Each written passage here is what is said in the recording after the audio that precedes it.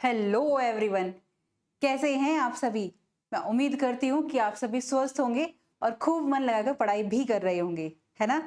तो मैं हूँ दीप्ति भारद्वाज और आप देख रहे हैं मेरा YouTube channel @maths with Deepti. और आज का हमारा टॉपिक है ऑर्थोगोनल ट्रेजेक्ट्री, जो कि आपके बीएससी के मैथमेटिक्स में आता है। और कौन सी बुक से आता है ये? डिफरेंशियल इक्वेशन की। तो आज का ये टॉपिक जो कि हम पढ़ेंगे ऑर्थोगोनल ट्रेजेक्ट्री, इसे पढ़ने से पहले आपको पता होना चाहिए कि ट्रेजेक्ट्री क्या होता है। इसलिए मैंने टॉपिक में सबसे पहले ट्रेजेक्ट्री नाम लिखा है और उसी का एक टाइप होता है जिसको हम ऑर्थोगोनल ट्रेजेक्ट्री बोल देते हैं। और आपके सिलेबस में होता है कि ऑर्थोगोनल ट्रेजेक्ट्री के बारे में। तो इसलिए उसे पढ़ने से पहले मैं ट्रेजेक्ट्री बताऊंगी कि वो क्या होता है। तो आगे बढ़ते हैं हम। और आगे बढ़ने से पहले आप सभी जानते हैं कि जो भी मेरे चैनल पे नए हैं वो मेरे चैनल को सब्सक्राइब करें and hit the bell icon, ताकि आने वाले सभी नोटिफिकेशंस आपको टाइम टू टाइम मिलती रहें। तो बढ़ते हम आगे बिना टाइम वेस्ट करें। और जिन्हें मेरी वीडियोस अच्छी लगती हो वो उसे लाइक करें और शेयर भी करें। तो चलिए बढ़ते हम कि ट्रेजेक्ट्री क्या होता है। देखो, हमारे पास कर्व है कोई। अगर मैं बात करूं, मेरे पास कोई कर्व है, ये हमारा एक्स वाई प्लेन है, ठीक है। मेरे पास एक कर्व है और एक फैमिली है कर्व की। मान लो मेरे पास सर्कल में ही लिया मैंने, अगर मैं कोई सर्कल लेती हूँ ये इस तरीके से, राइट। अब इस सर्कल में मैंने क्या करा कि ये फैमिली ऑफ कर्व्स है, सर्कल की है, फैमिली ऑफ सर्कल्स है। तो इसमें एक और कर्व लूंगी मैं यहां पर, और वो कर्व कुछ इस तरह से होगा। मान लो वो कर्व मेरा जा रहा है इस तरीके से, ठीक है। ये वाला है वो कर्व, वेट, वो कर्व है ये वाला, ठीक है। तो यहां पर ध्यान से देखो, ये कर्व इस फैमिली ऑफ सर्कल्स को कट कर रहा है, ठीक है। तो जिस जिस लॉ के जरिए ये कट कर रहा है, तो हम इसको, इस वाले कर्व को हम ट्रेजेक्ट्री बोल देते हैं, बाई एनी लॉ, ठीक है। किसी लॉ के जरिए ये इसे कट कर रहा है, इस फैमिली ऑफ सर्कल्स को, तब इसको हम ट्रेजेक्ट्री बोल देते हैं। किसकी ट्रेजेक्ट्री बोल देते हैं? इसकी, फैमिली ऑफ कर्व की, फैमिली ऑफ कर्व्स। और यहाँ पे कर्व्स क्या है मेरा? सर्कल। तो यहाँ पे मैं कह सकती हूँ फैमिली ऑफ सर्कल्स। पैराबोला भी हो सकता है, हाइपरबोला भी हो सकता है, वो डिपेंड करता है कि हमारी फैमिली ऑफ कर्व्स में हम क्या ले रहे हैं, ठीक है। अब इसके डेफिनेशन पढ़ते हैं, उससे समझ में आएगा आपको। एग्जाम्पल भी कराऊंगी मैं आपको। तो क्या है ट्रेजेक्ट्री की definition? A curve which cuts every member of a family of a given family of curves in accordance with some given law is called trajectory of the given family of curve, ठीक है। तो इसका मतलब यही है कि कोई हमें गिवन फैमिली दे रखी है, तो उसको एक दूसरा कर्व कट कर रहा होगा इस फैमिली ऑफ कर्व के हर एक मेंबर को। जिस लॉ के जरिए कर रहा होगा हम उसे ही कह देते हैं कि किसी लॉ के जरिए कर रहा होगा। ये क्या होगा अभी समझ में आएगा। तो हम इसको ट्रेजेक्ट्री बोल देते हैं उस गिवन फैमिली ऑफ कर्व्स की, ठीक है। ये तो हो गई ट्रेजेक्ट्री की बात। अब इसमें जब हम ऑर्थोगोनल की बात करते हैं, तो ऑर्थोगोनल का इसका एक केस है, ट्रेजेक्ट्री का ही एक केस है ये ऑर्थोगोनल ट्रेजेक्ट्री, कि जब ये दे रखा है मुझे गिवन फैमिली ऑफ कर्व, ठीक है। मैं यहाँ पर एग्जांपल से ही बताऊंगी आपको, मतलब डायग्राम से, कि मुझे ये दे रखी है गिवन फैमिली ऑफ कर्व, जो कि मैंने सर्कल ले ली, जैसे कि मैंने पिछली बार एग्जांपल अभी कराया था आपको। यहाँ पर y is equal to x, मैं एक कर्व ले रही हूँ, मतलब वो स्ट्रेट लाइन ही है, ठीक है। ये मैंने ली, जो कि हमारी किससे होकर जाती है? सेंटर से होकर जाती है ऑब्वियसली। ये ले ली, ठीक है। तो अब क्या होगा? हाँ, तो हमने यहाँ पर देखा, देखो ये जिस एंगल पर कट कर रही है वो एंगल अगर हम ध्यान से देखें तो वो क्या है? अगर हम ध्यान से देखें तो ये 90 डिग्री का एंगल बन रहा है, राइट। तो हमारा ऑर्थोगोनल ट्रेजेक्ट्री का डेफिनेशन के अकॉर्डिंग अगर हम देखें तो किसी फैमिली ऑफ कर्व को कोई दूसरा कर्व, वो स्ट्रेट लाइन भी हो सकती है, वो जिस भी एंगल पर कट करता है वो एंगल क्या होना चाहिए मेरा? Theta is equal to 90 degree. अगर वो 90 डिग्री है तो वो ऑर्थोगोनल ट्रेजेक्ट्री बन जाती है। इट मींस ये जो y is equal to x है ये ऑर्थोगोनल ट्रेजेक्ट्री है इस गिवन फैमिली ऑफ सर्कल्स की। ठीक है, अब देखो डेफिनेशन क्या कहती है। If a curve cuts every member of given family of curves at right angles, right angle theta is equal to 90 degree, it is called orthogonal trajectory, right? ये इस तरीके से। अब आपने कहा कि चलो y is equal to x ले लिया, अगर मैं दूसरा लेना चाहूँ कोई, हाँ हम ले सकते हैं, बिल्कुल ले सकते हैं। मैंने लिया y इज इक्वल टू इस बार माइनस एक्स, हाँ y is equal to minus x ले लिया मैंने, तो y is equal to minus x curve में ये वाला आ जाएगा मेरा, ये y is equal to minus x लिया मैंने, y is equal to minus x. ये भी अगर हम देखें तो ये भी 90 डिग्री का एंगल बना रहा है। इसमें जितने भी मेंबर हैं इस कर्व की फैमिली ऑफ कर्व में वो 90 डिग्री पर कट कर रहे हैं। तो यहां पर मैं कह सकती हूं कि ये जो y is equal to minus x है ये भी मेरा ऑर्थोगोनल ट्रेजेक्ट्री है। किसके लिए? Trajectory of family of curve या फैमिली ऑफ सर्कल्स, क्योंकि सर्कल की फैमिली दे रखी है हमें, राइट? तो आगे बढ़ते हैं, अब इसका हम क्वेश्चन करेंगे। उससे पहले आपको पता होना चाहिए हम जो एग्जाम्पल इसे करते थे ऑर्थोगोनल ट्रेजेक्ट्री के, क्या करते थे? डायरेक्ट हम dy बाई डी एक्स की जगह हम minus D x upon D y लिखते थे, है ना, कार्टेशियन प्रोडक्ट में। और जब पोलर की बात आती थी तो minus r square d theta upon d x कर देते, डी आर कर देते थे। लेकिन आपने कभी सोचा कि ये आया कहाँ से, हम ऐसे क्यों लिखते हैं? नहीं सोचा होगा, बहुत से बच्चों ने नहीं सोचा होगा, पर बहुत से बच्चों ने सोचा भी होगा। सब कुछ ना आपके पास होता है, आपकी बुक में होता है, पर क्या होता है कि हम लोग कई बार पढ़ना नहीं चाहते हैं। पर मैं आपको बताना चाहूंगी कि मेरा यहाँ पर मोटिव यही है कि मैं आपको डायरेक्ट क्वेश्चंस ना कराऊं, मैं आपको ये भी बताऊं कि जिस फॉर्मूले को हम अप्लाई कर रहे हैं वो आखिरकार आया कहाँ से है, और इसके पीछे भी एक रीजन है कि मैं ऐसा क्यों कर रही हूँ। इसलिए बताना चाहती हूँ आपको, ताकि जब आप कोई भी एग्जाम देते हैं, कोई भी कॉम्पिटिटिव एग्जाम या कोई एंट्रेंस एग्जाम देते हैं, तो उसमें बेसिक चीजें पूछी जाती है जो आपके डेफिनेशन आपके डेरिवेशन से ही होती है, आपके फॉर्मूले से ही होती है। बट क्योंकि आपको पता नहीं होता कि वो फॉर्मूला आया कहाँ से है, तो इसलिए आप उस क्वेश्चन को स्किप कर देते हो, और वो फ्री फंड के ही होते हैं हमारे लिए। एक तरह से ग्रैब करने का होता है हमें कि हम नंबर ग्रैब कर सकते हैं, बट क्योंकि हमने पढ़ा नहीं होता तो हम नहीं कर पाते। इसलिए मैं आपको यहाँ बताना चाहूंगी कि ये कैसे आया। तो orthogonal trajectory in Cartesian coordinate हम डिटरमाइन करेंगे कैसे। मेरे पास एक इक्वेशन है f x y c is equal to 0। यहाँ पर एक्स वाई हमारे क्या है, वेरिएबल है, और सी क्या है, सी पैरामीटर है जिसको हमें रिमूव करना होता है। तो कोई हमारे पास इक्वेशन दे रखी होगी। अब इसको पहला स्टेप क्या होता है हमारा, कि हमें जो इक्वेशन दे रखी है उसको हम फर्स्ट मान लेते हैं। तो स्टेप 1 हम क्या करते हैं, अगर हम देखें स्टेप 1 में हम डिफरेंशिएट कर देते हैं इसे,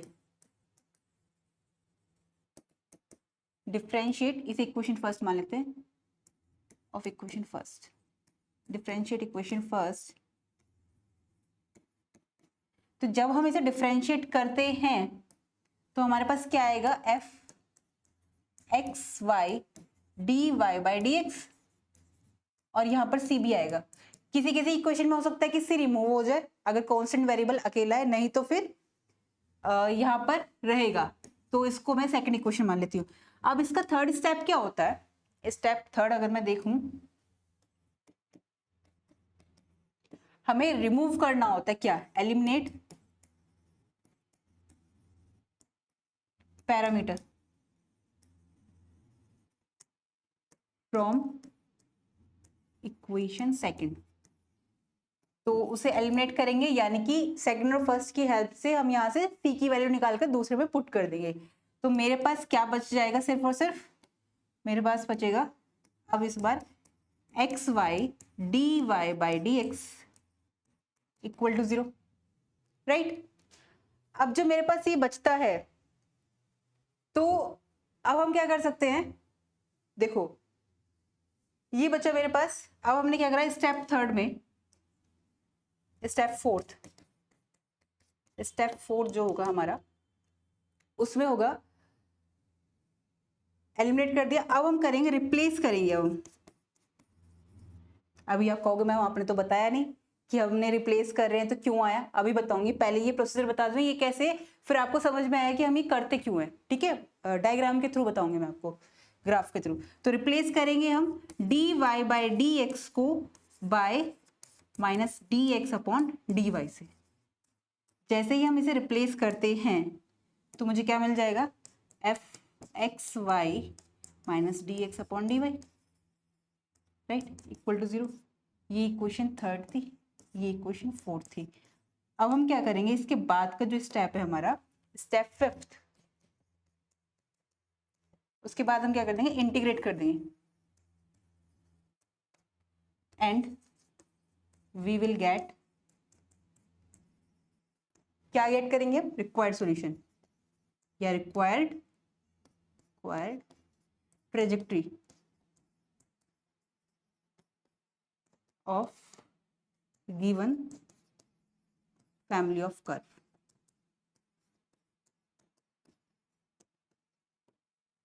राइट, ये होगा। अब इसके लिए हम क्या करना होगा कि ये हम dy बाई डी एक्स की जगह minus D x upon D y कैसे करते हैं। देखो हमने लिया यहां पर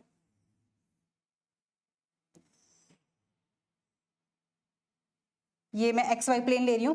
अब मैंने यहां पर एक कर्व लिया, ये रहा, कुछ इस तरीके से,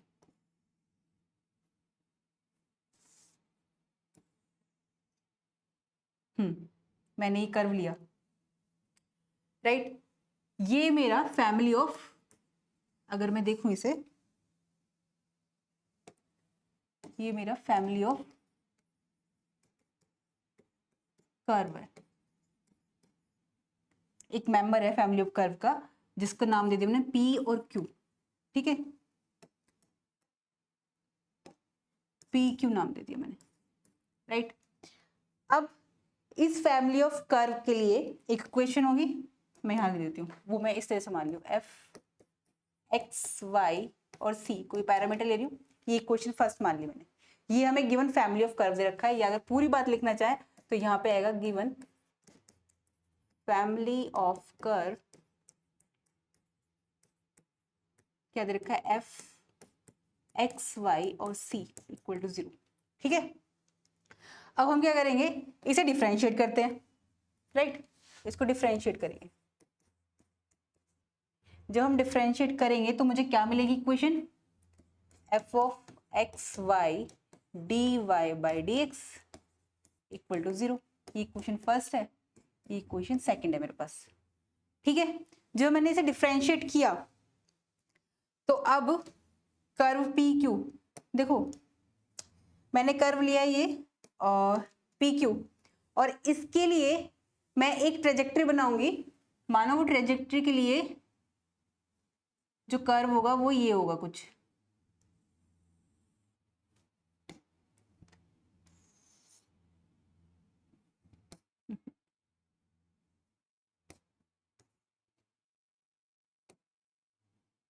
वो कुछ इस तरीके से होगा, फिर नहीं बना। ठीक है, ये क्या है मेरे लिए, ये ट्रेजेक्ट्री है किसकी, जो हमें गिवन फैमिली ऑफ कर्व दे रखा है उसके लिए ये ट्रेजेक्ट्री है। अब देखो अभी हमें ये देखना है कि जैसे मुझे इसके लिए थीटा पता चलेगा कि इसने किस एंगल पे कट किया है, तभी बता पाऊंगी कि क्या ये मेरी ऑब्लिक ट्रेजेक्ट्री है या फिर ऑर्थोगोनल ट्रेजेक्ट्री है। अब यहाँ पर एक क्वेश्चन आता है, ऑब्लिक ट्रेजेक्ट्री क्या होता है। देखो ऑब्लिक ट्रेजेक्ट्री सिर्फ इतना सा होता है जहां theta is equal to 90 degree पर कट नहीं कर रहा है, वो कर्व, वो ट्रेजेक्ट्री का जो एंगल बन रहा है वो 90 डिग्री पर कट नहीं कर रहा है, उसे हम ऑब्लिक ट्रेजेक्ट्री कह देते हैं, ऑब्लिक ट्रेजेक्ट्री बोल देते हैं, राइट। चलो तो यहां पर अब इसका एंगल पता करने के लिए हम क्या करेंगे, हमें करना होगा कि ये जो कर्व था इसका स्लोप, टेंजेंट का स्लोप लेंगे हम, स्लोप ऑफ टेंजेंट। ठीक है, तो ये कुछ ये वाला अगर मैं देखूं तो कुछ ये कट कर रहा है। ठीक है, तो ये P पर कट कर रहा है,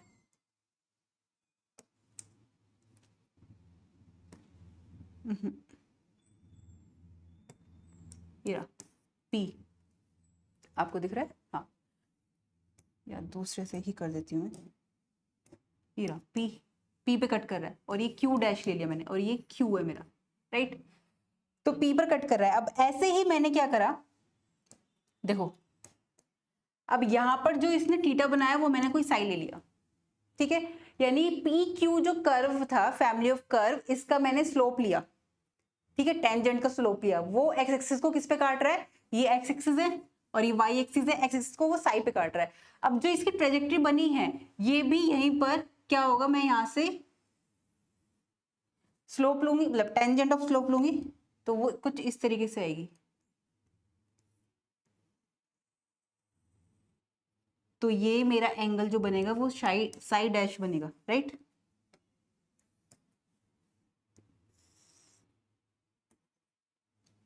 अब मैंने यहाँ पर क्या देखा कि यहाँ पर साई और यहाँ पर साई डैश है, ठीक है? यहाँ पर जो एंगल बन रहा है दोनों टेंजेंट के बीच में वो बन रहा है मेरा 90 डिग्री का।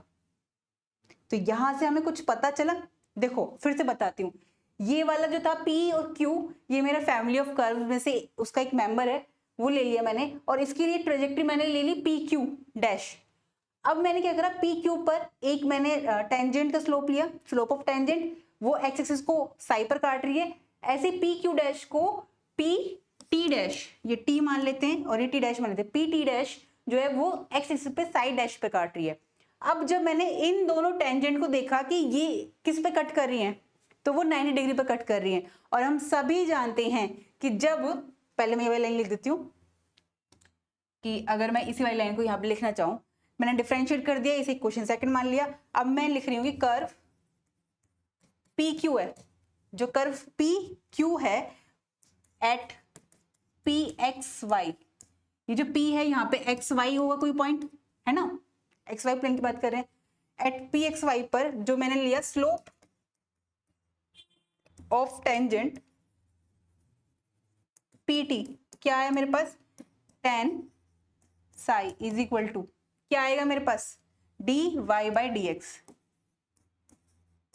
राइट? इसे इक्वेशन थर्ड मान लेंगे। अब ऐसे ही मैंने क्या करा, कर्व PQ डैश के लिए एट PXY, यहां पर अगर मैं कहना चाहूं एट P पर जो स्लोप लेंगे, स्लोप ऑफ टेंजेंट, वो क्या आएगी? tan psi dash is equal to d⁻Y/dx, ठीक है? क्योंकि पॉइंट मैंने ले लिया यहाँ पर, जो पॉइंट P है इसके अकॉर्डिंग कैपिटल X और Y होंगे पॉइंट्स, तो P पर ही कट कर रहा है, तो यहाँ पर वो वाला जो होगा X एंड Y पॉइंट हो जाएगा P के लिए ही, ठीक है? अभी इसे समझ में आएगा आपको। तो इसे इक्वेशन मैंने फोर्थ मान लिया। अब अगर मैं इन दोनों के स्लोप से देखूं, अब यहाँ पर तो डायग्राम से 90 डिग्री का एंगल बन रहा है, तो हम एक बात जानते हैं, हमने जो पहले पढ़ा था कि स्लोप ऑफ टेंजेंट जो होती है, कोई दो स्लोप ऑफ टेंजेंट है, उनके बीच का एंगल अगर 90 डिग्री है, इंटरसेक्ट करिए 90 डिग्री पर, तो क्या होता था, उन दोनों टेंजेंट का प्रोडक्ट, स्लोप ऑफ टेंजेंट का प्रोडक्ट इज इक्वल टू -1 होता था। अगर वो पैरेलल है आपस में, तो उनका प्रोडक्ट क्या होता था? 0 होता था। ये हमने पढ़ा है, हम उसी का यूज करेंगे यहाँ पर, राइट? तो अब यहाँ पर हम क्या लिखते हैं, अगर मैं लिखना चाहूँ डायरेक्ट ही करूँ यहाँ पे, तो ये आ जाएगा हमारा सीन्स कर्व्स इंटरसेक्ट कर रहे हैं, इंटरसेक्ट 90 डिग्री, ठीक है? तो मैं लिख सकती हूँ यहाँ से tan psi into tan psi dash is equal to 1 minus का, और इसकी वैल्यू क्या है? dy/dx, और यहाँ पर आएगा यहाँ पर आएगा d⁻Y/d⁻x इज इक्वल टू -1। अब अगर यहाँ से देखें तो dy/dx की वैल्यू निकालेंगे, वो उधर जाएगा, तो ये माइनस का dx माइनस d⁻X/d⁻Y आ जाएगा, राइट? ये आ गया। तो जहां पर भी, अब क्योंकि इस पॉइंट P पर काट रहे हैं, तो PQ कर्व के लिए देखो, PQ कर्व के लिए जो P पॉइंट पर कट है, राइट, टेंजेंट हो रही है, और PQ डैश के लिए भी P पॉइंट पर हो रही है। इसके लिए मैंने जो पॉइंट्स लिए अंदर, वो कैपिटल X और Y की फॉर्म में होंगे। इसमें पी क्यू में जो होंगे स्मॉल एक्स और वाई की फॉर्म में होंगे, बट किसी पॉइंट पी पर काट रहे हैं वो तो सेम है ना, पी क्यू में भी और पी क्यू डैश में भी। तो मैं यहां से कह सकती हूँ कि एक्स की जगह हम कैपिटल एक्स और वाई की जगह, या यूं कहूं कैपिटल एक्स की जगह स्मॉल एक्स और कैपिटल वाई की जगह हम स्मॉल वाई यूज करेंगे, क्योंकि सेम पॉइंट पर आ रही है। इसलिए हम क्या कर सकते हैं, अब इससे हम इक्वेशन सेकंड में क्या करेंगे, इक्वेशन सेकंड और इसको मान लेती हूँ मैं फिफ्थ और सिक्स से, या इसको फिफ्थ मानती हूँ, इसकी अभी जरूरत नहीं है, सिक्स आगे ले लिखेंगे। ये तो मैं लिखती हूँ यहाँ पे एट पॉइंट पी पर स्मॉल एक्स बराबर हो कैपिटल एक्स के एंड स्मॉल वाई बराबर हो कैपिटल वाई के। इसलिए फ्रॉम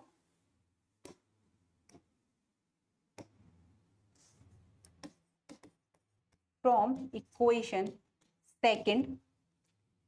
सेकंड में मैं क्या रख रही हूँ, फिफ्थ और सिक्स के अकॉर्डिंग इक्वेशन। तो इक्वेशन सेकंड फिफ्थ, इसको मान लिया मैंने सिक्स्थ एंड सिक्स से क्या होगा, सेकंड देखो यहां पर चेंज कर देंगे हम, एफ एक्स वाई और यहाँ पे जगह minus d capital y upon d capital x था, इसको मैं ले सकती हूँ f x y minus d y upon d x is equal to 0।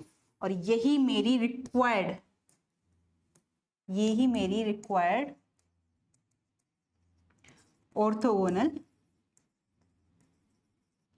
Trajectory हो जाएगी, जो भी गिवन फैमिली ऑफ कर्व था हमारे पास। ठीक है, तो ये मैंने समझाया था। अब समझ में आया कि हम जो d y upon d x को minus D x upon D y लिखते थे वो कहां से आया, ये पता होना बहुत जरूरी है, ताकि कई बार हमें क्वेश्चन बहुत बेसिक कॉन्सेप्ट से आ जाता है और हम वो नहीं कर पाते हैं। उसका रीजन यही होता है कि हम लोग ये नहीं पढ़ते हैं। बट सच बताऊं, अगर आपको ये समझ में आ जाए ना, तो जो आपको याद करना पड़ता है ना, जैसे ये तो सिंपल है, चलो ये याद हो जाता है, बट कई बार क्या होता है जब पोलर फॉर्म में करते हैं तो वहां पर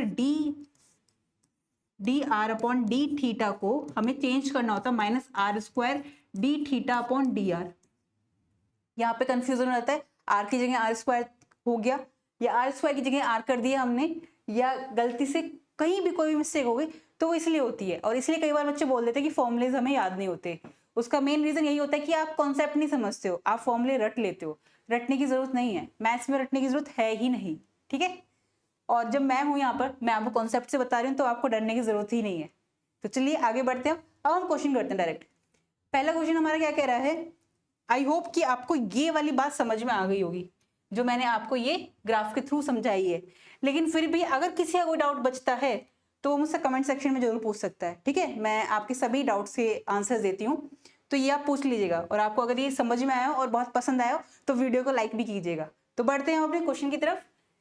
क्या कह रहा है पहला एग्जाम्पल कि find the orthogonal trajectories of given family of curves y is equal to a x square.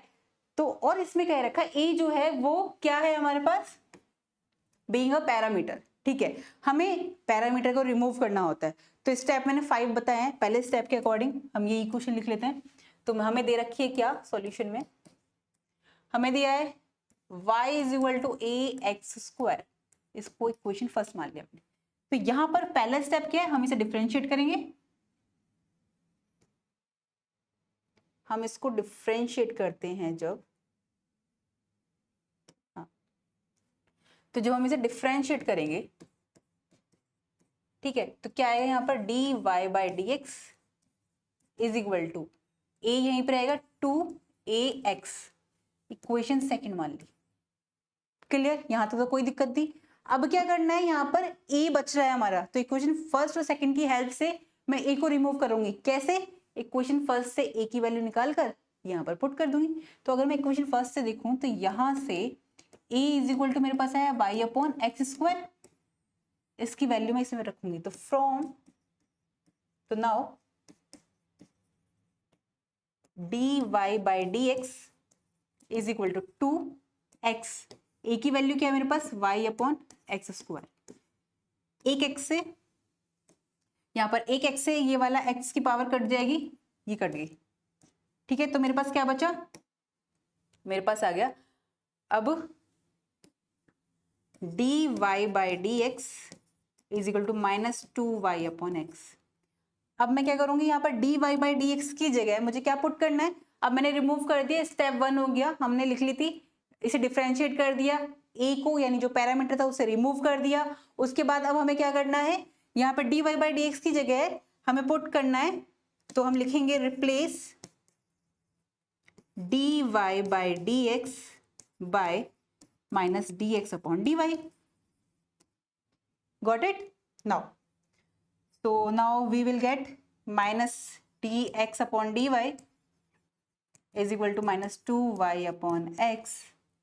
Sorry, minus नहीं है यहाँ पर ना, या माइनस नहीं, इसे सेपरेट कर देंगे हम, यहाँ पर y को इस साइड ले आएंगे,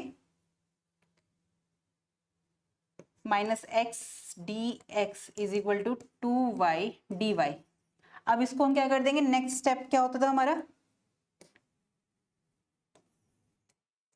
अगर हम देखें यहाँ पर तो इसको अब इंटीग्रेट कर देंगे। तो जैसे ही इंटीग्रेट करते हैं हम, इंटीग्रेट, हमने इंटीग्रेट करा तो इसको मैंने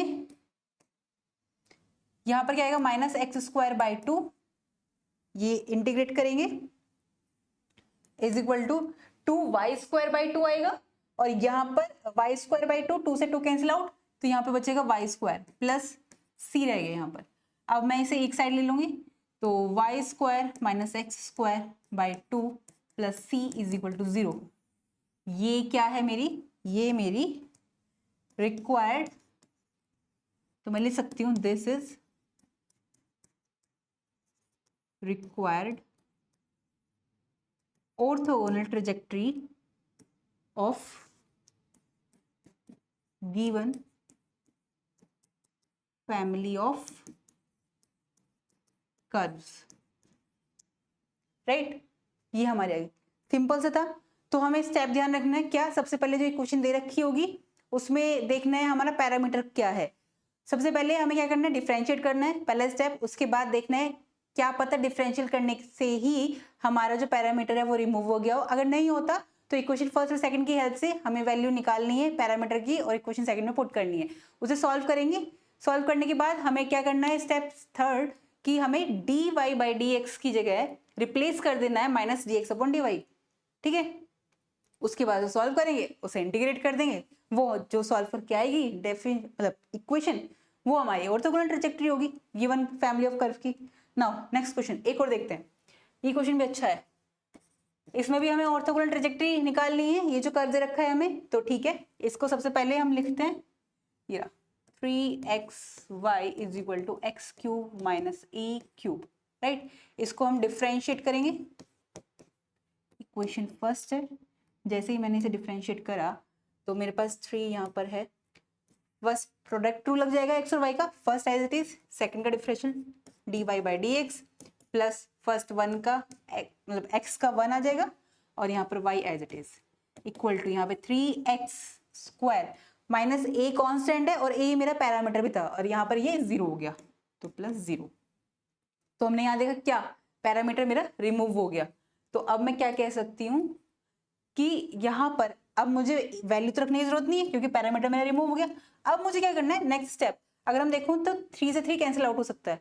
अब मुझे क्या करना है, dy बाई डी एक्स की जगह पुट कर सकती हूँ मैं माइनस का dx अपॉन dy, है ना।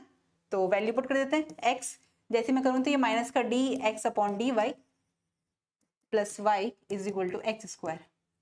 अब मैं इसे और ध्यान से देखूं तो इसे मैं क्या लिख सकती हूँ, इसको मैं लिख सकती हूँ, इसे इस साइड ले जाऊंगी तो ये आ जाएगा x dy by D x, sorry dx upon dy, x इसे इस साइड लगेगी x dx upon dy plus x square is equal to y।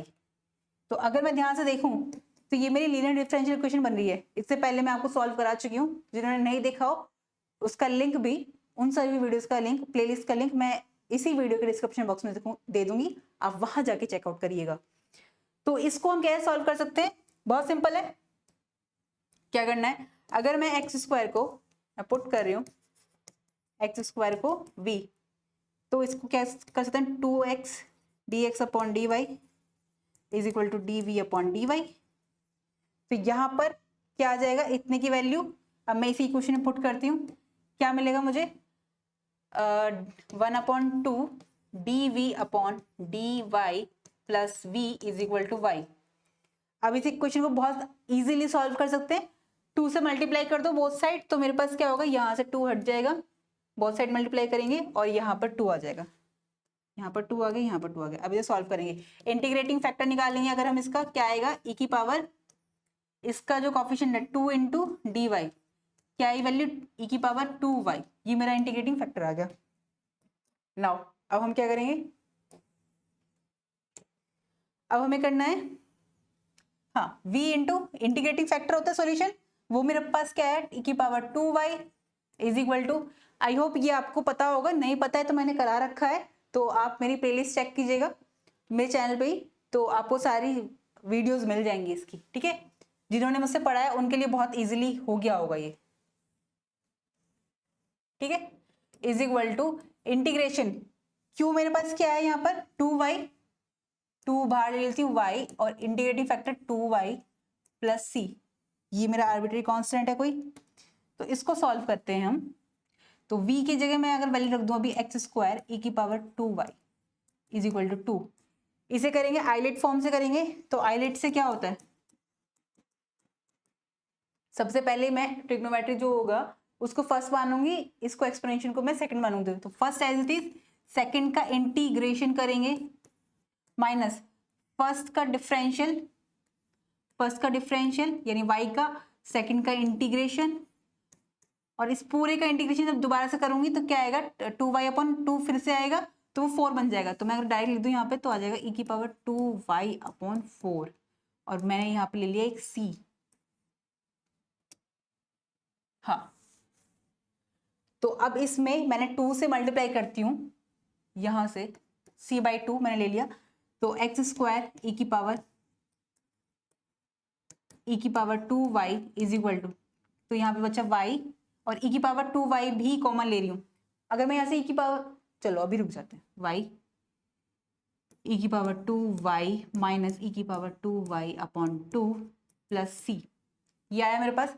अब देखो यहाँ से e की पावर 2y मैं क्या कर सकती हूँ, दोनों तरफ से कट कर सकती हूँ, तो x square is equal to, divide कर रही हूँ e की पावर 2y से, तो यहाँ y minus 1/2 c plus c और e की पावर माइनस 2y, ये मेरा ऑर्थोगोनल ट्रेजेक्टरी हो गई, जो कि गिवन फैमिली दे रखी थी हमें, है ना, गिवन फैमिली ऑफ कर्व्स।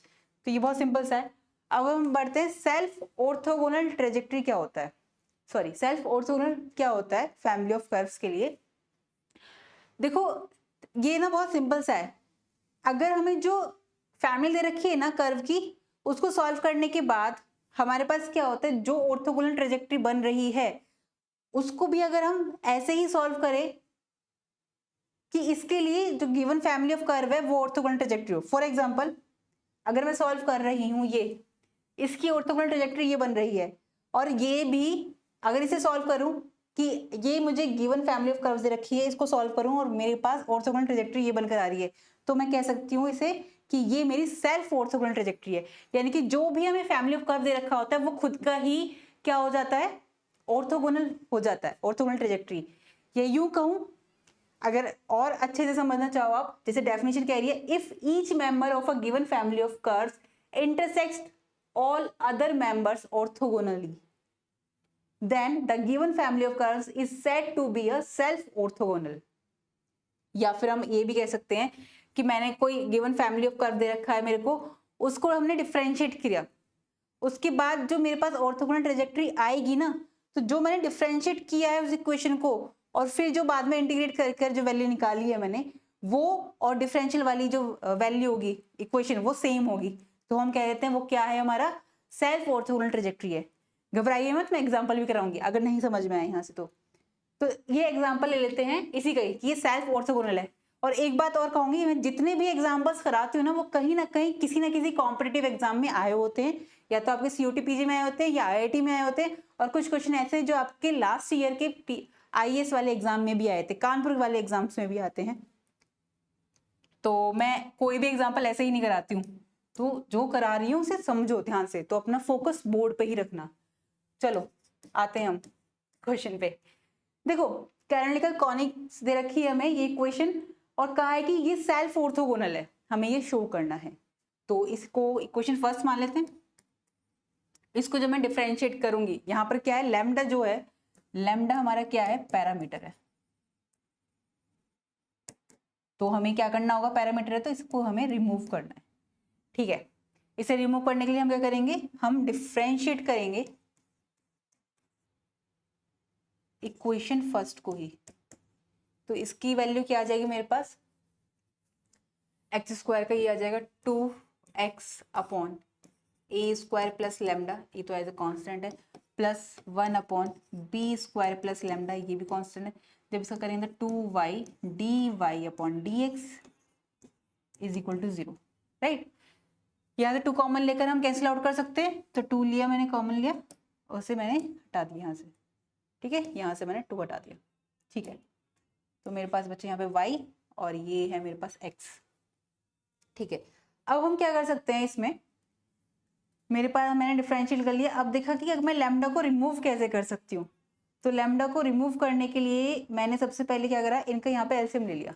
तो एलसीएम लेंगे तो यहाँ पर क्या आ जाएगा मेरे पास, x b square plus lambda, plus यहाँ पर आ जाएगा a square plus lambda into y, और ये d y upon d x upon में क्या है मेरे पास, ए स्क्वायर प्लस लैम्डा और b square plus lambda is equal to 0। ये इधर जाएगा, 0 में हो जाएगा, तो मेरे पास बचेगा क्या, मेरे पास ये बचेगा। ठीक है,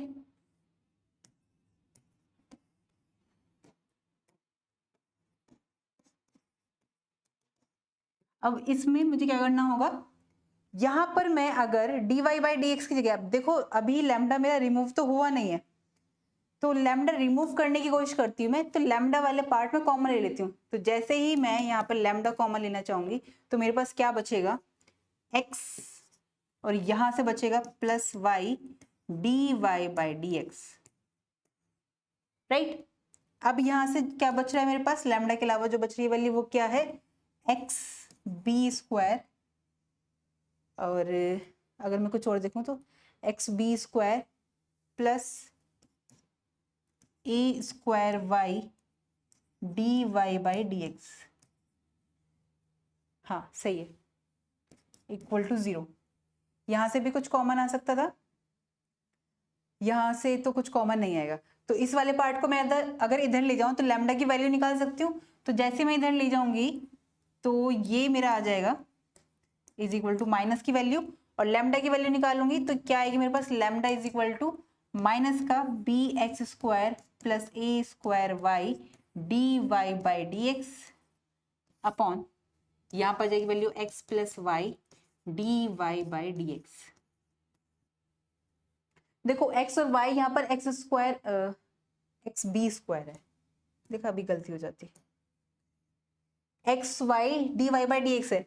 तो अगर हम ध्यान से देखें यहाँ पर लैम्डा, ऐसे तो वैल्यू निकाल के रखूंगी तो बहुत बड़ा हो जाएगा, तो मुझे क्या करना होगा, मैं इसी लैम्डा में एक बार ए स्क्वायर को ऐड करके वैल्यू निकाल लूंगी और बी स्क्वायर को ऐड करके वैल्यू निकाल लूंगी, और यहाँ पर इसमें पुट कर दूंगी, तब देखती हूँ मेरे पास इक्वेशन क्या बनती है, क्योंकि हमें लैम्डा रिमूव भी तो करना है इसमें से।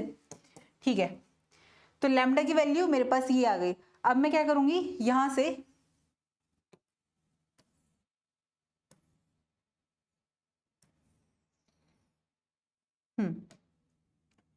तो मैंने निकाला ए स्क्वायर, ये रहा ए स्क्वायर प्लस लैम्डा लेती हूँ मैं, क्या है मेरे पास वैल्यू, जैसी मैं इसमें देखो ए स्क्वायर ऐड करूंगी, चलो मैं यही बता देती हूँ, a square plus lambda is equal to a square minus b square x plus minus b square x, ये पूरी वैल्यू है, right, plus y a square y D Y by D x upon x plus y D Y by D x. ये LCM ले लूंगी यहाँ पर, तो a square x आएगा, a square x plus a square y D Y by D x, तो ये plus का है और ये माइनस का है, तो ये कट हो जाएगा। तो मैं डायरेक्ट ले रही हूँ, यहाँ पे क्या वैल्यू बनेगी मेरे पास, यहाँ पे वैल्यू बनेगी मेरे पास, जो बचेगा माइनस का ए स्क्वायर से ना, a square x minus b square x upon x plus y D Y by D x, ये बचेगा हमारे पास। यहां से मैं एक्स कॉमन लूंगी तो यहाँ पे क्या मिल जाएगा मुझे, यहाँ पर मिल जाएगा मुझे a square minus b square, x common है, upon x plus y D Y by D x. ठीक है, सिमिलरली अगर मैं निकालूं यहाँ से बी स्क्वायर प्लस लैम्डा की वैल्यू, तो वो क्या आएगी, जब मैं यहाँ पर देखो बी स्क्वायर करूंगी तो बी स्क्वायर एक्स बनेगा, जो कि ये कैंसिल आउट हो जाएगा, और बी स्क्वायर प्लस वाई और माइनस का ए स्क्वायर वाई आएगा, तो यहाँ पर आएगा b square y minus b minus a square y D Y by D x upon x plus y D Y by D x. यहां से मैं y कॉमन ले सकती हूँ, तो मुझे क्या मिल जाएगा, y कॉमन लूंगी तो ए स्क्वायर और माइनस भी कॉमन ले लेती हूँ, तो माइनस कॉमन लिया, y कॉमन लिया, तो यहाँ बना ए square minus b square.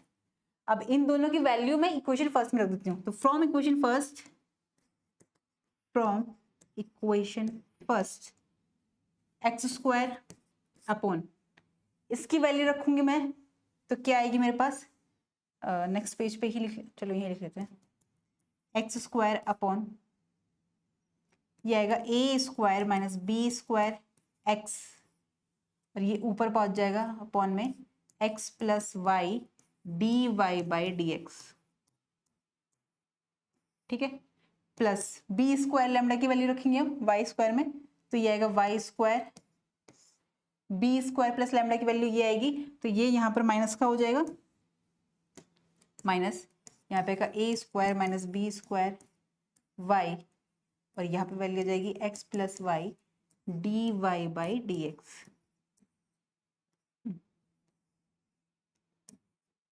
Equal to 1। यहां से देखो x कैंसिल आउट हो रहा है मेरे पास, इस x से ये पावर कट रही है, एक ये काट दी, ए स्क्वायर माइनस बी स्क्वायर बन रहा है डिनोमिनेटर में, मैं एलसीएम लूंगी तो ऊपर की वैल्यू सेम रहेगी, एलसीएम लेके उसे 1 की तरफ पहुंचा दूंगी, तो मुझे क्या मिल जाएगा, यहाँ से मैं मल्टीप्लाई भी कर रही हूँ साथ साथ, तो यहाँ पे मिलेगा मुझे x square plus x Y D Y by D x minus x y minus y square d Y by D x is equal to a square minus b square, ये वैल्यू मिली मुझे। तो यहां से अगर मैं चेक करूं तो मुझे क्या मिल रही है equation, a square minus b square, कुछ गड़बड़ हुई है यहाँ पर, x plus y D Y by D x, ये ठीक है, हो गई ना, हो गई, देखो यहाँ पे d Y by D x भी बच रहा था, यहाँ पर बचा था d Y by D x, d Y by D x.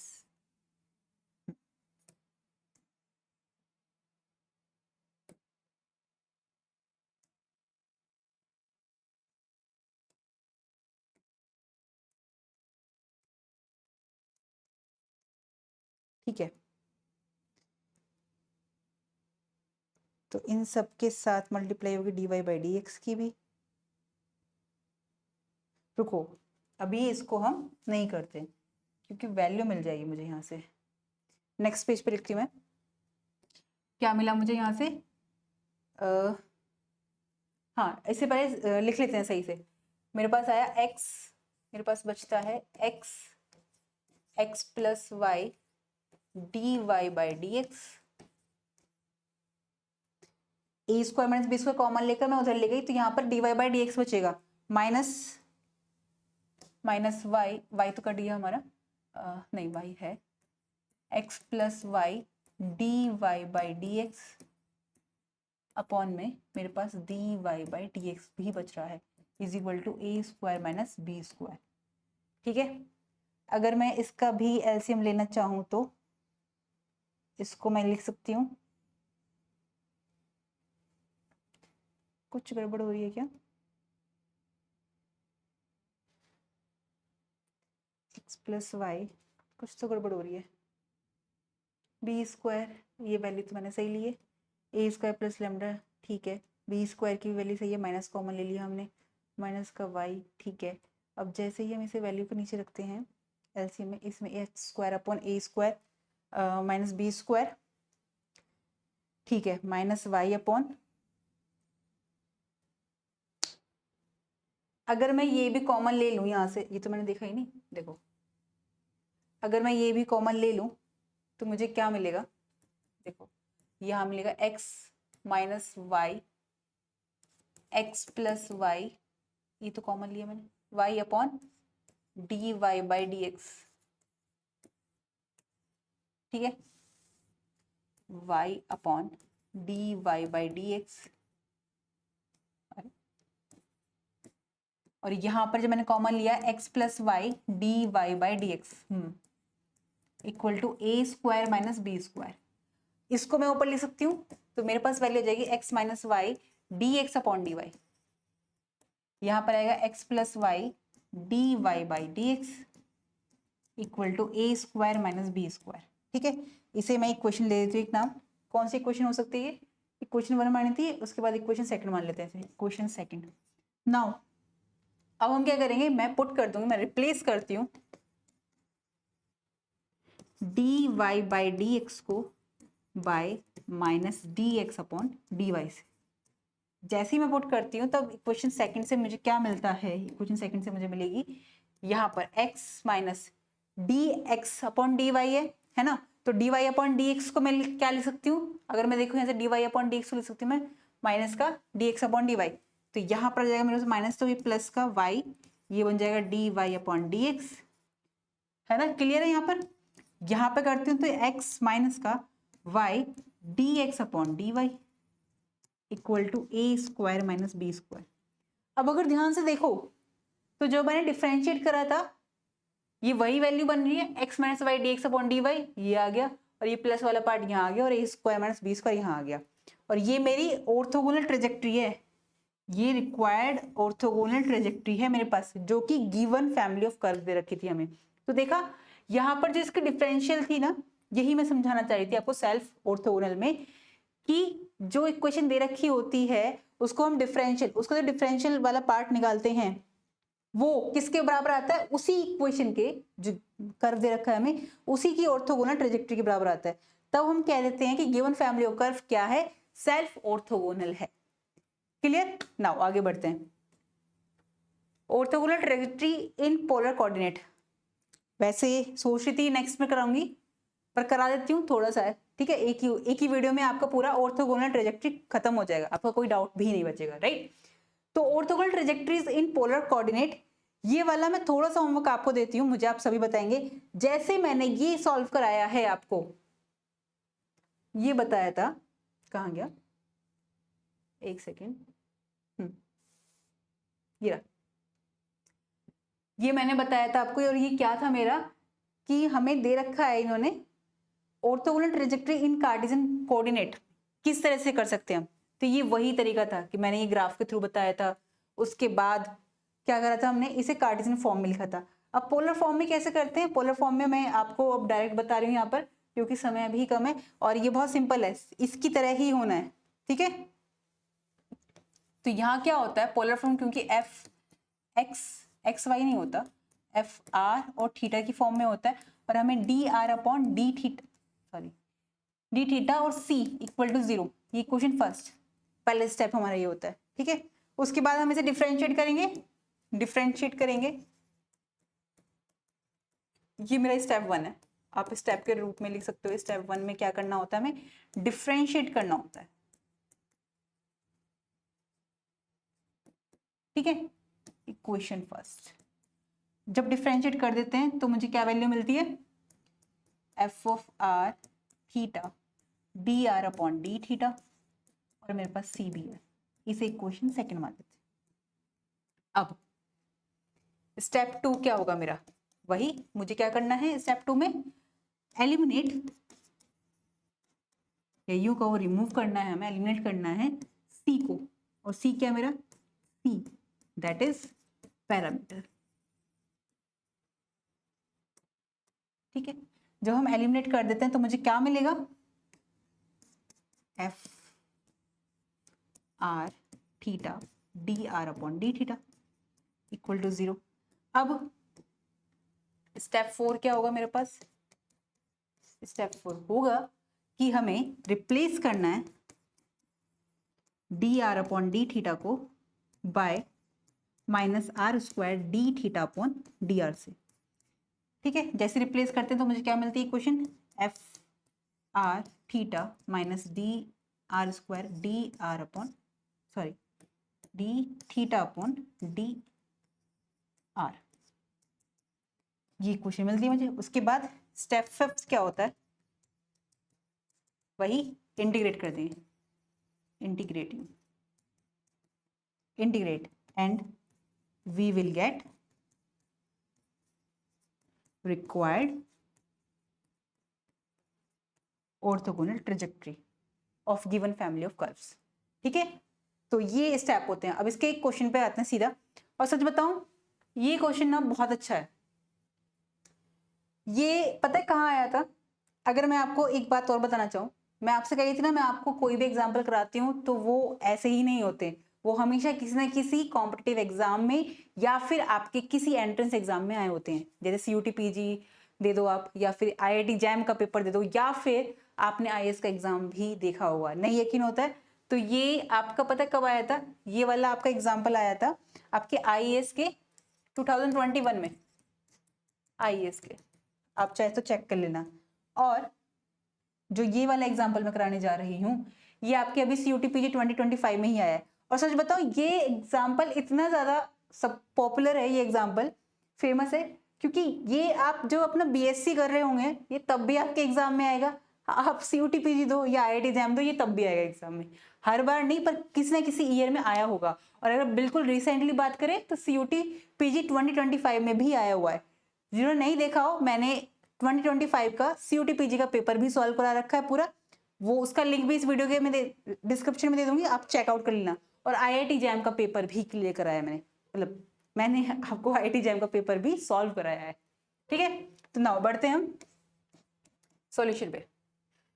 क्या कह रहा है, हमें एक ऑर्थोगोनल ट्रेजेक्टरी लेनी है किसकी, इस कार्डियोइड्स की, जहां r is equal to a 1 minus cos theta दे रखा है। ठीक है, जहां a क्या है मेरे पास, पैरामीटर, तो हमें पैरामीटर को रिमूव करना है। हम क्या करेंगे, हमने इसके स्टेप सारे देख लिए, तो पहले स्टेप क्या लेंगे, इस इक्वेशन फर्स्ट मान लेती हूँ मैं, r is equal to a 1 minus cos theta. ठीक है, ये इक्वेशन फर्स्ट मान ली। पहले स्टेप क्या है, पहले स्टेप में हमें क्या करना है, डिफरेंशिएट करना है। डिफरेंशिएट करेंगे थीटा के रेस्पेक्ट में, d r upon d theta is equal to a 1 का करेंगे तो ये 0 हो जाएगा, और माइनस कॉस थीटा का माइनस साइन थीटा आएगा तो माइनस माइनस प्लस, प्लस का साइन थीटा। ठीक है, ये आ गया, तो इसको मैं लिख सकती हूँ d r upon d theta is equal to, यही कर दूँ ना इसे, ए साइन थीटा। यहाँ पर अब हमें क्या करना है, ए की वैल्यू यहाँ से इसमें रख देनी है, क्योंकि ए को हमें रिमूव करना है। तो अगर ए की वैल्यू मैं यहाँ से देखूँ तो मुझे क्या मिल जाएगी, ए की value a is equal to, ये 1 अपॉन साइन थीटा आएगा, d r upon d theta, मैं चाहूँ तो इसे लिख सकती हूँ cosec theta d r upon d theta. ये मेरे पास क्या आ गई, ए की वैल्यू, इसको मैं इस वाली इक्वेशन में रख सकती हूँ, इक्वेशन फर्स्ट में। तो फ्रॉम इक्वेशन फर्स्ट से ए की वैल्यू रख रही हूँ, ये मेरे पास ए की वैल्यू आई है, तो मेरे पास आई है आर इज इक्वल टू, ए की वैल्यू है cosec theta d r upon d theta, मैं मल्टीप्लाई भी कर रही हूँ, माइनस ए यहाँ पे भी आएगा तो आ जाएगा यहाँ पे कोसेक थीटा, तो cosec theta 1 upon sine theta हो जाएगा, कॉस थीटा तो ये बन जाएगा cot theta d r upon d theta. अब इसको हम जरा सिंप्लीफाई करें तो d r upon d theta को हम बाहर भी ले सकते हैं कॉमन, तो ये बन जाएगा मेरा cosec theta d r upon d theta common लेकर मैं इधर ले सकती हूँ, या अभी मैं एक काम कर सकती हूँ, हाँ मैं रिप्लेस कर देती हूँ d r upon d theta को by minus r square d theta upon d r से। ठीक है, जैसे ही मैं करती हूँ तो मेरे पास आ जाएगा r इज इक्वल टू, मुझे इक्वेशन मिलेगी r is equal to minus का r square cosec square theta into d theta upon d r, minus minus minus plus हो जाएगा r स्क्वायर कोट थीटा और ये आएगा d theta upon d r. ठीक है, तो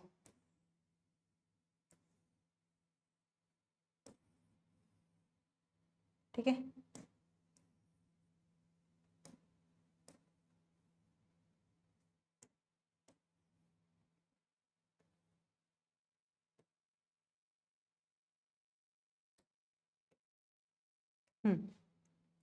तो यहां से अगर हम देखें आर स्क्वायर हम कॉमन लेंगे यहाँ से और आर को कैंसिल आउट कर सकते हैं, तो यहाँ जो आर बचेगा उसे मैं इधर ले आती हूँ, तो यहाँ पे आएगा 1/r इज इक्वल टू, इसमें से हम और क्या कर सकते हैं, डी आर ले सकते हैं, इधर आ जाएगा तो डी आर भी इधर आ जाएगा, इज इक्वल टू मेरे पास बचा माइनस का cosec square theta d theta plus का cot theta d r, sorry d theta.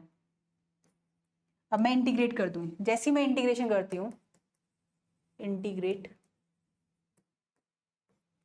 Integrate करने पर मुझे क्या मिल जाएगा, देखो यहीं से अगर मैं इसे इंटीग्रेट करूं, ये रहा, इसे इंटीग्रेट कर देते हैं, तो इसका तो log r आ जाएगा जैसे मैं इसे इंटीग्रेट करूंगी, और कोसेक थीटा का, कोसेक स्क्वायर थीटा कहाँ से आया, स्क्वायर कैसे आ गया, r स्क्वायर था ना, कोसेक स्क्वायर थोड़ा ना था, ठीक है, हाँ, तो cos थीटा का मैं जब इंटीग्रेशन करूंगी तो ये बनेगा मेरा log tan थीटा बाई 2, तो ये आएगा log r, ये माइनस का log tan थीटा बाई 2, ठीक है, प्लस कॉट का आ जाएगा log sin theta by 2, sine theta sorry, plus log c, ठीक है, ये सही आ रहा है ना, log sin थीटा, हाँ। अब अगर मैं इसकी log की प्रॉपर्टी लगाऊं तो log r is equal to, ये मल्टीप्लाई में है, सॉरी ये प्लस में है तो मल्टीप्लाई में आ जाएगा, और ये माइनस में तो डिवाइड में आ जाएगा। हम सभी जानते हैं क्या होती है log की property, log a plus log b को क्या लिख सकती हूँ मैं, log a इंटू बी, और log a minus log b को लिख सकती हूँ log a अपॉन b, तो उसी की हेल्प से मैं कर रही हूँ, तो ये आ जाएगा मेरे पास log c into sine theta upon tan theta by 2, right, anti log लेंगे बहुत साइड, तो r इज इक्वल टू मेरे पास बचेगा c, यहाँ पे साइन का फॉर्मूला कर दूंगी 2 साइन स्क्वायर थीटा बाई 2, और नीचे ये tan थीटा था, ये sine theta by 2 into cos theta by 2 हो जाएगा, कुछ गड़बड़ हुई है, प्लस कॉट का कॉस अपॉन साइन होता है तो साइन में ही आएगा ये, ठीक है, साइन थीटा कॉस थीटा, एक साइन से साइन कैंसिल होगा, sine theta by 2 cos theta by 2 into 2, कुछ तो गड़बड़ हुई है, नहीं गड़बड़ तो कुछ नहीं हुई, साइन थीटा बाई 2 2 साइन, देखो बॉल सही लिखती लेकिन लिखने में गड़बड़ हो गई, देखो सी था 2 sine theta by 2 into cos theta by 2 upon tan को कर दूंगी मैं साइन थीटा बाई 2, और कॉस थीटा बाई 2 ऊपर जाएगा तो स्क्वायर होगा, इससे ये कैंसिल आउट हो जाएगा, तो मेरे पास क्या बचता है, r is equal to 2c, या c को बाहर लूँ मैं तो बचता है मेरे पास 2 ले लूँ कॉस स्क्वायर थीटा बाई 2। अब हम एक बात जानते हैं, कॉस स्क्वायर थीटा बाई 2 है, इसको मैं लिख सकती हूँ r is equal to 2c, ये आ जाएगा मेरे पास 1 प्लस कॉस थीटा बाई 2, है ना, ये फॉर्मूला होता है, तो इस 2 से ये 2 कैंसिल आउट हो जाए, तो r is equal to c 1 plus cos theta, ये मेरा ऑर्थोगोनल ट्रेजेक्ट्री हो जाएगा, किसके लिए, जो मेरे को r is equal to a 1 minus cos theta दे रखा था। अब अगर हम ध्यान से देखें, यही क्वेश्चन आया था आपका CUT-PG में भी, तो इसमें क्या फर्क था, सिर्फ प्लस का फर्क था, तो सिमिलरली जब मैं इसे सॉल्व करूंगी ना, ये सेल्फ ऑर्थोगोनल है, जैसे मैं इसको सॉल्व करूंगी तो इसके लिए ये आ जाएगा 1 माइनस कॉस थीटा। तो अब मैं आपको होमवर्क में देती हूँ, पहला क्वेश्चन है, हमारे पास y is equal to 4ax plus y, ये भी काफी एग्जाम्स में आया हुआ है, ये आपको करना है, इसका ऑर्थोगोनल ट्रेजेक्टरी निकालनी है। और आपको ये दे रखा है आपके पास प्लस वाला, ये हो जाएगा आपके पास इजीली, ठीक है। तो ये 2 क्वेश्चन मैंने आपको होमवर्क में दिए हैं। तो आज का एक ही वीडियो में मैंने आपको पूरी ऑर्थोगोनल ट्रेजेक्टरी के बारे में बता दिया, ट्रेजेक्टरी के बारे में बता दिया, उसके टाइप से, पहला ऑर्थोगोनल ट्रेजेक्टरी और दूसरा क्या होता है ऑब्लिक ट्रेजेक्टरी, ठीक है। ऑब्लिक ट्रेजेक्टरी का मतलब क्या होता है, जहां थीटा यानी कि जो एक कर्व है, जो फैमिली ऑफ कर्व को कट कर रहा है, किस एंगल पे, 90 डिग्री का एंगल नहीं है, तो हम कह देंगे जो हमारा कर्व है जो कट कर रहा है वो गिवन फैमिली ऑफ कर्व के लिए ऑर्थोगोनल ट्रेजेक्टरी, तो सॉरी ट्रेजेक्टरी है पर कौन सी, ऑब्लिक ट्रेजेक्टरी है, राइट। तो आई होप आज के वीडियो में आपका कोई भी डाउट नहीं बचा होगा, लेकिन फिर भी आपका कोई डाउट रह जाता है तो आप कमेंट सेक्शन में मुझसे पूछ सकते हैं। तो मिलते हैं हम नेक्स्ट वीडियो में। और एक बात मैं आप सबको बता दूं कि जिन्हें CUET PG 2025 का पेपर का सॉल्यूशन देखना है, मैंने करा रखा है, प्लेलिस्ट बनी हुई है, आप वहां जाके चेकआउट करिएगा। और IIT JAM का 2025 का पेपर भी सॉल्व करा रखा है, तो आपको जिन्हें जरूरत होगी वो उसे चेकआउट कीजिएगा। और काफी क्वेश्चंस, कुछ क्वेश्चन ऐसे हैं जो डायरेक्ट क्लास के उसमें से ही आए हुए हैं, आपने जिसने पढ़ा होगा मेरे से उसने देखा होगा। और ये वाला क्वेश्चन भी आपका आया हुआ था इस बार, यहाँ पे जो माइनस था, जिन्होंने दिया होगा इस बार या जिन्होंने अगली बार देंगे और पेपर देखा होगा उन्हें पता होगा, ठीक है। और मैंने ये सॉल्व भी करा रखा है। तो मिलते हैं हम नेक्स्ट वीडियो में, तब तक आप पढ़ते रहिए, खुश रहिए, नमस्कार।